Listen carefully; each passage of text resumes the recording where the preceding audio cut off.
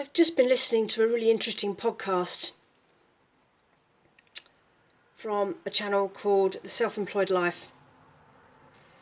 It's number 915, episode 915, Tom Morgan, What Nobody Tells You About Midlife. And I'll add a link in the show notes.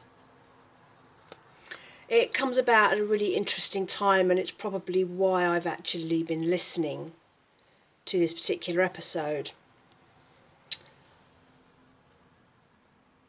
My life has been one of constant flux. I've never stayed anywhere or in any one place or in any one job or with any one person for long, which is a massive contrast to the rest of my family. My parents have lived in the same house for almost 48 years. My dad stayed in the same job his entire life. My brother has when he finally moved out, or not when he moved out, but he didn't leave the village, and now lives 8 doors down with his wife, who has never left the village, and they now have 3 kids. So I'm in great contrast. I have moved constantly since I was 18. I've lived in different cities, I've had different jobs, I've gone through various partners because I'm very, very bad at picking partners, which hence is why I am now very firmly single, because I think it's a much better way for me to be. It's much better for my sanity, if nothing else. And I'm thinking about this now because I'm getting close to the end of my first year on YouTube. And I set up this channel because I wanted to have more accountability. I wanted to not just keep ticking along and not doing very much. I wanted to see some kind of structure of where my life was going, because I feel like I've been floating for quite a while. I moved to the Northwest in 2015. There were a few turbulent years because I moved here with a partner who I then split up with.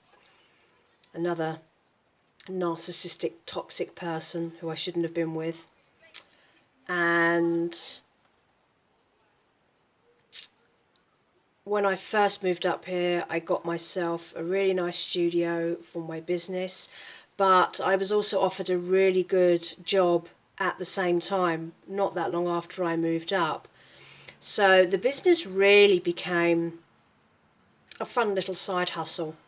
I didn't need it to make money, because all the money I needed was coming from this job that I had, and I really enjoyed it because it was only part-time.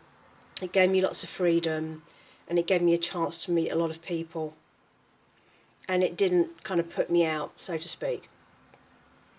And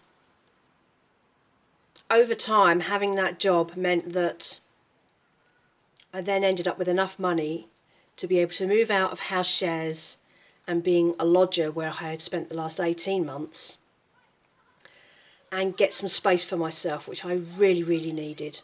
I've never lived on my own before, never had the space that I've always needed to be the person I wanted to be and to be relaxed and as I should be.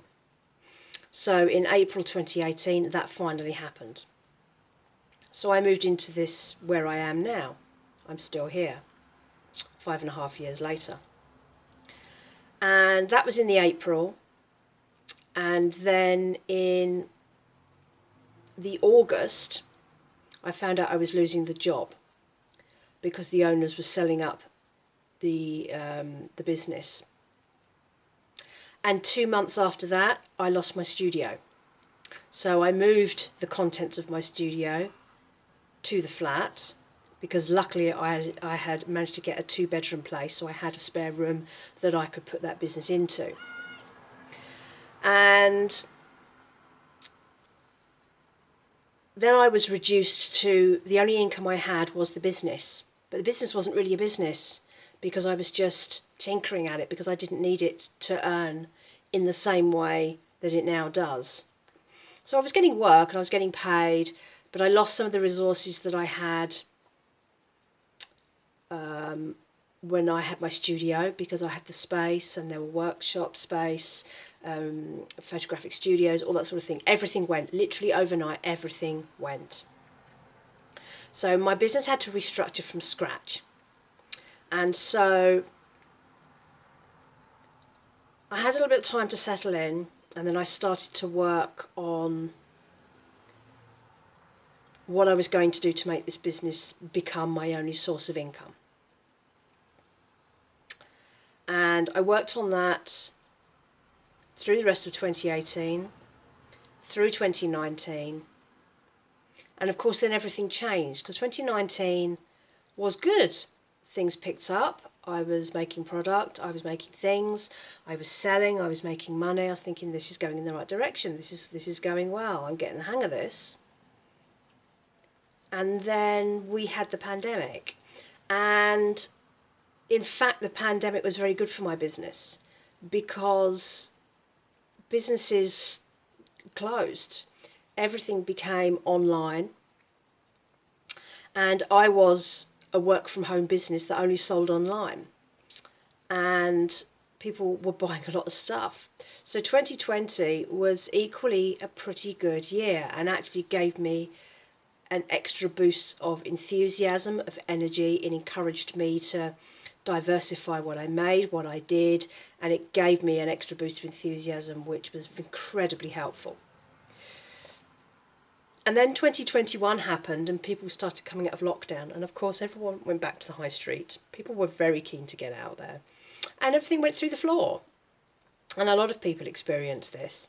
And since then it's been very up and down. I have continued to work on everything, but it is a constant challenge. And of course now we have the economic problems, we have all sorts of things going on around the world which create challenges. And yes, maybe some of that is just me making excuses for why I am not doing as well as I should be by now, as if it was normal circumstances. But it's all, kind of all part of the journey. And it's a constant state of changing even now, even though I am much more static. And you know, I'm in the same place, I'm doing the same thing. And I had a tick box of things that I wanted to achieve this year. And it's why I set the channel up, to make me accountable for doing those things. I think I've achieved nearly everything. I need to go back and re-look at my video. I haven't done it yet. But I have a feeling that I did achieve everything that was on the list, because I started out with this channel, which is now doing quite well. I started my business YouTube,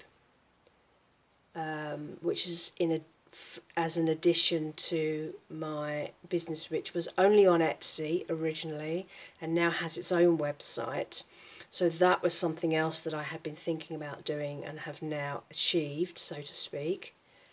I have yet for that to be as successful, but again, I think there are lots of challenges, and it's part of an ongoing learning curve. Things don't happen overnight now. Anything that you do that's connected to the internet, unless you are an incredibly famous person, incredibly rich and can throw money at anything, is a much slower process. So I think I've got it in my head that it takes 8 months for a YouTube channel or an Etsy store or anything like that to really get going.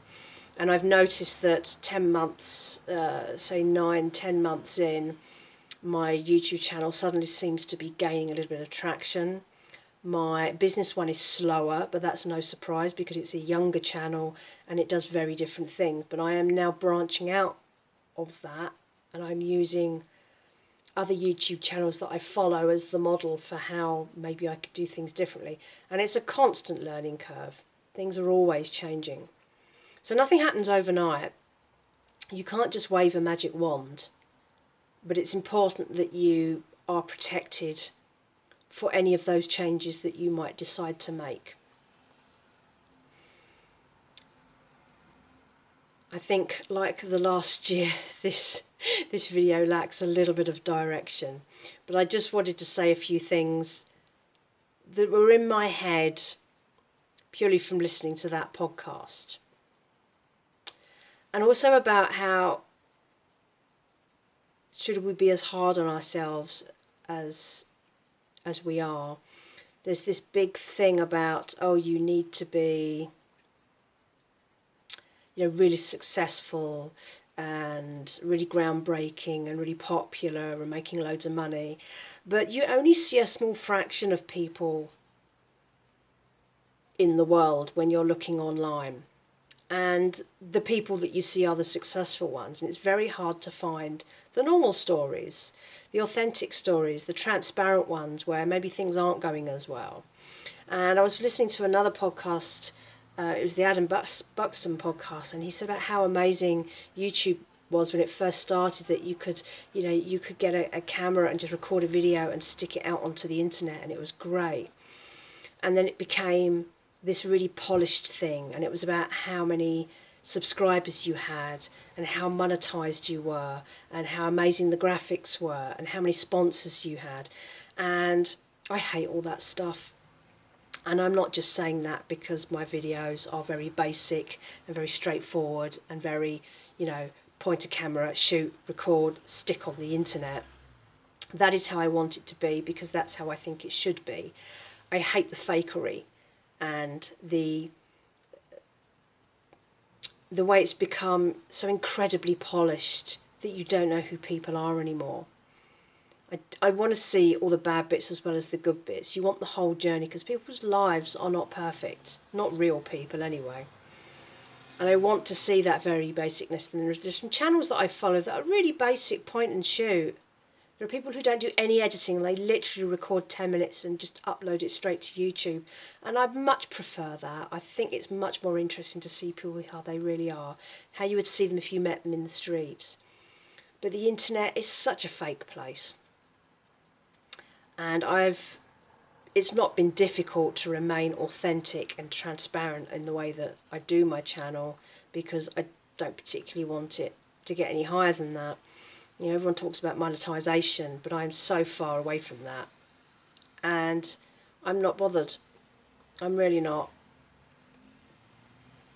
This is an outlet for me to say what I think, to talk about stuff, to connect with people out there in YouTube land.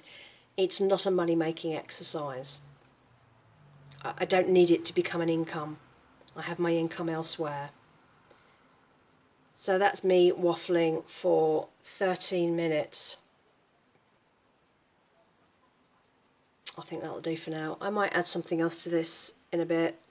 But for now, I think that's probably enough.